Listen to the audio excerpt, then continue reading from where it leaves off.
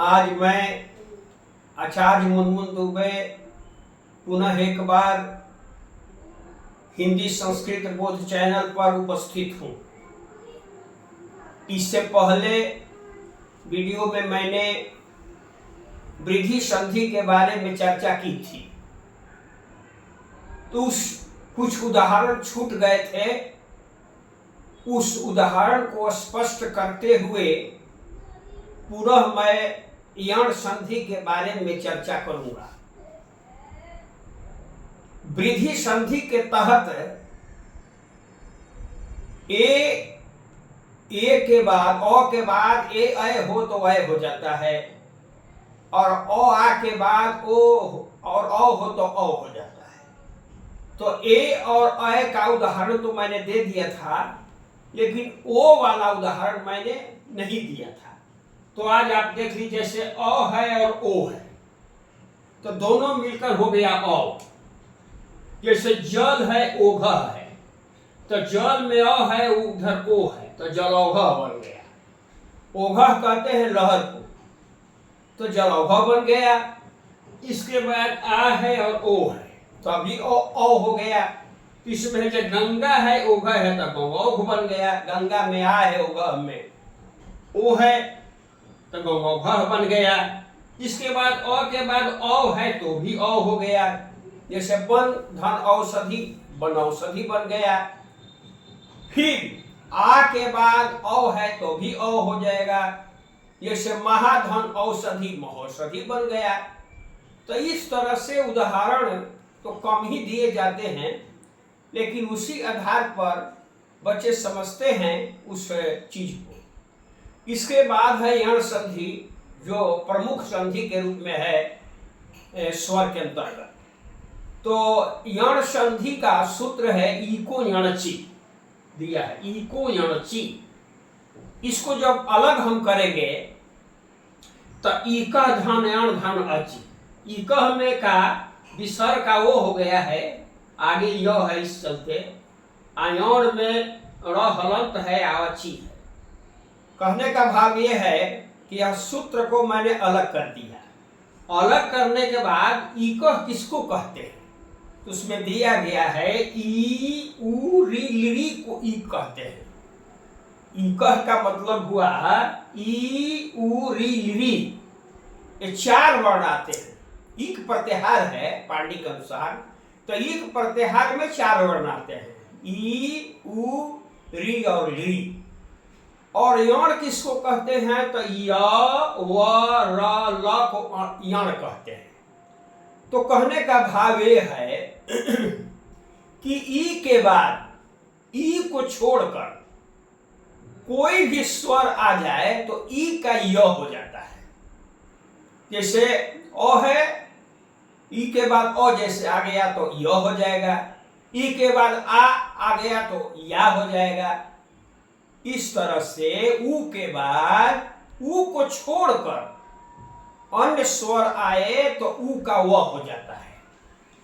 और री के बाद री को छोड़कर दूसरा कोई स्वर आएगा तो री का र हो जाता है।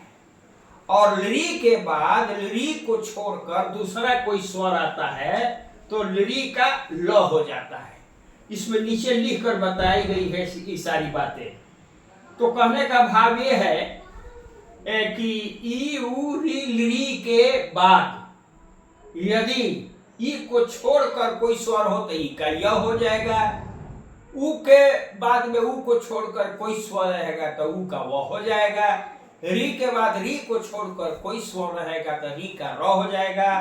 और री के बाद री को छोड़कर कोई भी स्वर रहेगा तो री का ल हो जाता है। उदाहरण में आप देखिए जरा, उदाहरण में आप देखिए, जैसे दिया है यण संधि के उदाहरण, अ धन ई धन अ य, ई धन अ य। उदाहरण तो छूट गया है, खैर बता देंगे हम। ई के बाद आ है तो या हो गया। ई के बाद आ है, ई के बाद आ है तो या हो गया। जैसे इति धन आदि इत्यादि, तो इति में ई है, आदि में आ है तो इसका य बन गया। तो आदि में आ है तो या हो गया, इत्यादि बन गया। इसके बाद उ के बाद अ आया तो वह बन गया। जैसे अनुधन आय अन्वय हो गया। इसके बाद उ के बाद आ गया तो वाह बन गया। सुधन आगतम स्वागतम बन गया। इसके बाद री के बाद ई आ गया तो री बन गया। से पितृधन इच्छा पितृक्षा बन गया। इसके बाद ली के बाद आ गया तो ला बन गया। री धन आदेश लादेश हो गया। तो इस तरह से एक थोड़ा सा उदाहरण देकर मैंने इस बात को समझाया है। जैसे है इति धन एव, इति धन एव, इतेव हो जाएगा।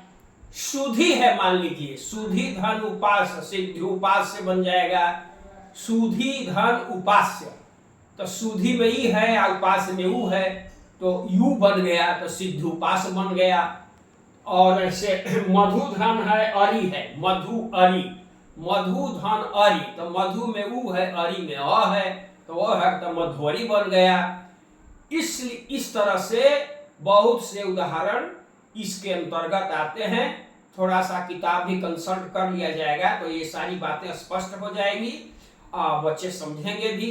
संधि को समझना बहुत जरूरी है, क्योंकि संधि को समझने के बाद ही किताब पढ़ने की स्थिति बनेगी और किताब पढ़ सकते हैं, श्लोक पढ़ सकते हैं, शब्दों को अलग कर सकते हैं, उसका अर्थ कर सकते हैं।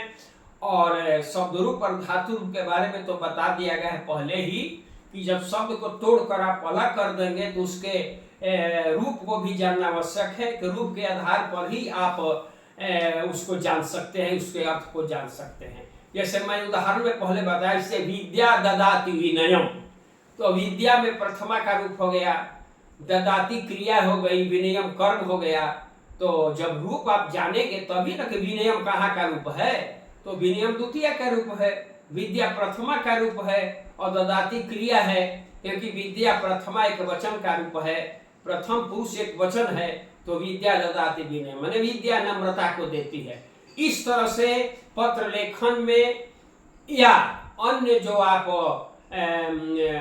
लिखेंगे, जो भी आप छोटा सा पत्र लिखें या अन्य चीज जैसे है अनुच्छेद लिखना है, तो उसमें यदि आप इस नियम को जानेंगे, रूप को जानेंगे, संधि के नियम को जानेंगे, तो आपको बहुत बड़ा लाभ होगा। तो जैसे पत्र लिखना है तो पत्र लिखने में 2-4 वाक्य लिखना पड़ता है, तो मैं पत्र लेखन के बारे में भी मैं संधि के बाद में उसके बारे में भी मैं आपके समक्ष उस विषय को रखूंगा। बहुत बहुत धन्यवाद। यदि आपको अच्छा लगा हो तो इस को आप सब्सक्राइब करेंगे, शेयर करेंगे, लाइक करेंगे।